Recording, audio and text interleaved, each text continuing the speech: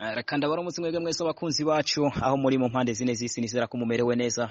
Ni nako ngaho i Bujumbura ndabaramutsa mwese abari ngaho mu ntara za Gitega, abari mu Rwanda mwese ndabakunda cyane. Nitwa Suleimane niyo nkuru ngaya makuru y'imikino ariko aravugwa ngaha mu Burundi agezweho kuri no saha ndetse no kuri no genekerezaho rya 29 mu mwaka wa 2020 n'ukwezi kwa gatanu. Birumvikana ko ishira muri mupira w'amaguru ku munsi w'ejo ryasohoye urwandiko ruvuga yuko imigwi yose izokinira kuri stade Intwari mu nkino zizigaye muri uno mwaka izoba yemerewe kwinjiza abafana cyangwa se abarorezi 50 ku ruhande rumwe no kuvuga umugwi wakiriye abarorezi 50 no ku ruhande rw'umugwi wakiriwe abarorezi 50. Ni nako bizoba bigenda ku munsi w'ejo aho higanwa rya Primus League rizoba rikorera bandanya, aho biboneka ko ku munsi w'ejo kwikubitira umugwi wa Interstar n'umugwi wa Vitaro Football Club bazoba bariko baratana mu mitwe kuri stade Intwari. Biboneka ko umugwi wa Vitaro Football Club uri kumwe n'umumenyereza wabo Kanyenkore Jean Gilbert Yawunde ahazo bari karafasha umumenyereza Paris n'abakinyi babo nk'abasedo ntibazonkiza Thompson, umumekinyi Olivier Dusabe. Mbega baza kwa bitwara guti imbere y'umumenyereza Hussein Wero wa Interstar n'abakinyi biwe nk'aba Busquets, ba Hamza, abakinyi nk'aba Hafizu, Bashauri baraza kuba bitwara guti imbere y'umugwi wa Interstar. Tuzi ko ari derby y'ibihe byose y'igihe kirekire imaze igihe kinini yangaha muri championa y'u Burundi. Reka turindire ko baza kuba bitwara. Ni kurundi ruhande umugwi wa Kayanza United ku munsi w'ejo nyene kuri stade Umuco baza kuba batana mu mitwe n'umugwi wa Lerier Football Club. Kayanza United muzi ko irongowe n'umuhuza w'abarundi Umbusman Edouard Ndowimana aza kuba ahura n'umumenyi n'umugwi wa Lerier nawe nyene urongowe n'umumama amaze kubakora amateka ngaha mu Burundi benshi bamwise Mama Lerier. Ni Kayanza United irimwe abakinyi bakomeye baciye mu gihugu cy'u Rwanda aho twavuga Rashid Lewo, twavuga Barak, twavuga Ramba, twavuga nk'abakinyi twavuga abakinyi nka Landry Ndikumana, twavuga abakinyi batandukanye ba Elfaz muri Kayanza United. Biboneka ko Kayanza United ari umugwi umeze neza muri no misi. Mbega uraza kuba witwara gute imbere y'umugwi wa Lerier uri kumwe n'abakinyi nk'aba Liberi, abakinyi nk'aba Claude baciye mu gihugu cy'u Rwanda ba Karu? Mbega biza kuba bigenda gute ku mugwi wa Kayanza United na Lerier? Ku rundi ruhande umugwi wa Flambeau du Centre uhurikiye muri Academy Ro Message hariya kuri stade Ingoma uza kuba uri kuratana mu mitwe n'umugwi wa Aigle Noir Fighters. Ni Flambeau du Centre imwe ba Juma Mohamed urimwe abakinyi bagiye bitwara neza mu makademi atandukanye ngaha mu Burundi ya Message. Mbega ku munsi w'ejo imbere y'umugwi wa Aigle Noir muziko urongowe n'ubusanzwe arongoye ishiramwe ry'umupira w'amaguru ngaha mu Burundi Reverien Ndikuriyo, Honorable Reverien Ndikuriyo. Mbega baraza kuba bitwara gute? Ndakwibutse ko umugwi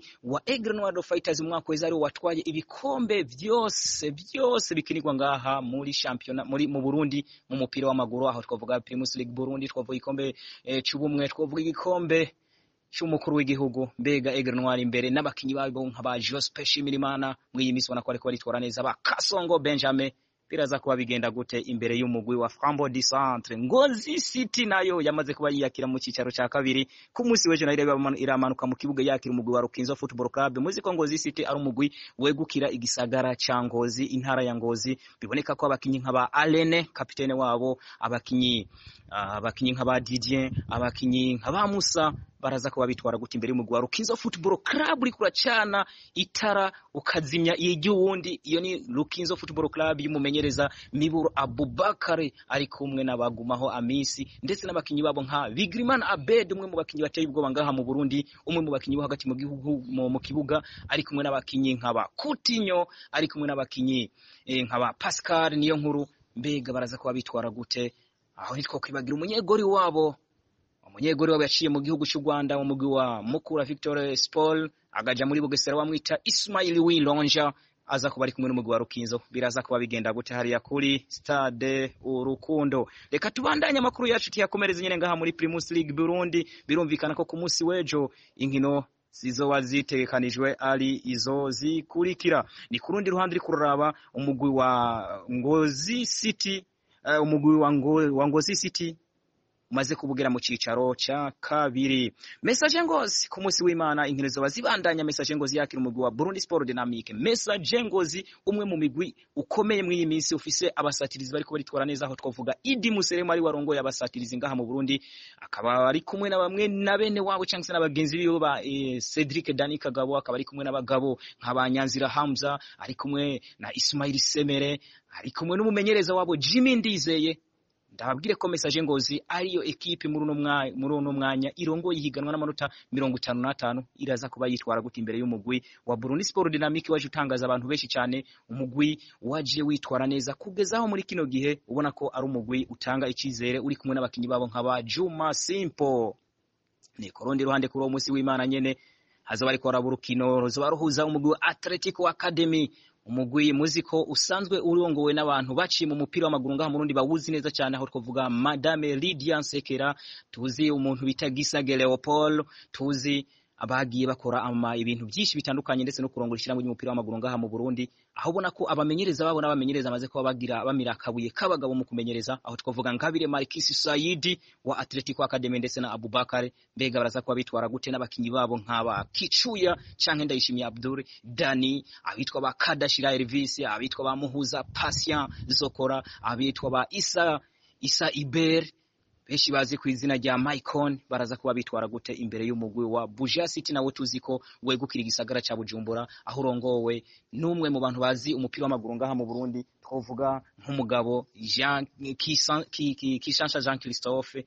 Araza kuba yitwara gute imbere y'uwo mugwi wa Atletico Academy n'abakinyi biwe nka Karik ndetse na ba Bibe Gilbert, umwe mu bakinyi beza cyane ngaha mu Burundi. Ni kurundi ruhande umugwi wa Musongati Football Club hariya kuri stade Ingoma uza kuba wakira umugwi wa Lydia Ridike Burundi Sport for Africa. Biboneka Lydia Ridike umwe mu migwi yamenyekanye cyane, imigwi yitwaye neza ndetse wanakinye n'umugwi wa Rayon Sport muri Champions League. Benshi baravyibuka mu gihugu cy'u Rwanda bagenda bakanganya igitsindo kimwe ku kindi, bakaza ngahe Bujumbura Lydia Ridike gatsindirwa n'umugwi wa Rayon Sport, igitsindo kinjijwe n'umukinyi Chabarara. Uyu munsi rero uri kurabarizwa mu kibanza ca 14 ngaha muri Primus League Burundi, uraza kuba uhura n'umugwi wa Musongati Football Club uri mu kibanza ca kabiri n'amanota 52. Biboneka ko ari Musongati Football Club ya niyo nkuru Jemaine nk'umumenyereza, imwe mu migwi ikomeye ngaha mu Burundi, ifise abakinyi nk'aba Frank Barirenga ko ba Musore Allo, ifise abakinyi nk'aba Benjamin, ifise abakinyi ubona ko bariko baritwara neza muri kino gihe nk'aba Amigo Chankse Amis Leo. Baraza kuba bitwara gute imbere y'umugwi wa Lydia Ridike hariya kuri stade Ingoma Stadium.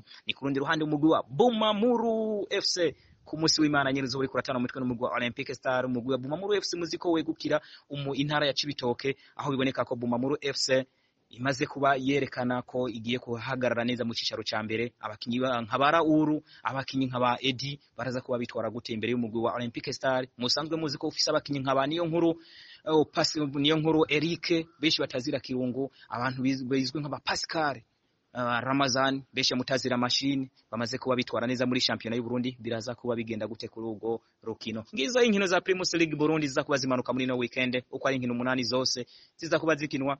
Mbega ninda za kuba atahukana amanota, ninda za kuba yabura kuri uwo munsi. Ndabibutse ko umugwi wa Message Ngozi ukiri kwisonga n'amanota 55 inyuma y'inkino 27.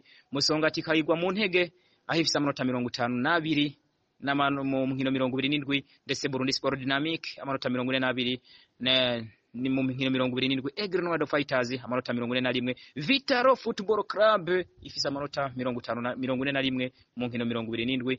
Biboneka ko mu bibanza vya nyuma haza umugwi wa Lydia Ridike Burundi Sport for Africa aho ufise amanota 29, ukaba ukurikirwa n'umugwi wa Ngozi City nawo wamaze kuba wiyakira mu cicaro ca kabiri aho ufise amanota 22, ndetse na Lerier Football Club ufise amanota 20 mu kibanza ca 16, nawo wa nyuma umaze kuba wiyakira mu cicaro ca kabiri. Reka mbandanye ndabashimira mwebwe mwese abakunzi bacu, ndababwire ko turiko turabashikiriza ibiriko biravugwa ngaha mu Burundi mu nkino. Ni kurundi ruhande uri kurabona hariya duvuye muri Primus League tugasimbira kubiriko biravugwa mu bakinyi n'umukinyi Jonathan Ahimana, nyuma yuko atangarije ko yifuza kuzokinira umugwi wa Simba Sport Club.